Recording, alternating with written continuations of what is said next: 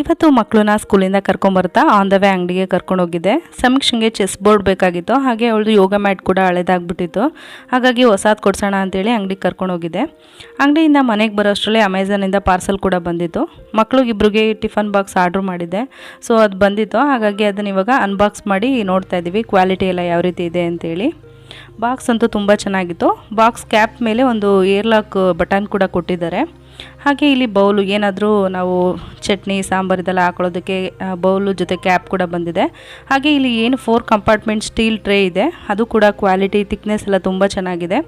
ಹಾಗೆ ಇದರೊಳಗಡೆ 2 chop sticks, ಹಾಗೆ ಒಂದು ಫೋರ್ಕು ಒಂದು ಸ್ಪೂನ್ ಕೊಟ್ಟಿದ್ದಾರೆ.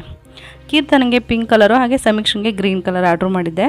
ಸೊ ಕಲರ್ ಸ್ವಲ್ಪ ಡಿಫ್ರೆನ್ಸ್ ಅಂತ ಅನ್ನಿಸ್ತು. ಆರ್ಡ್ರ್ ಮಾಡಿದಾಗಿದ್ದಕ್ಕೂ ಮನೆಗೆ ಬಂದಾಗೂ ಸ್ವಲ್ಪ ಕಲರ್ ಡಿಫ್ರೆನ್ಸ್ ಅಂತ ಅನ್ನಿಸ್ತು.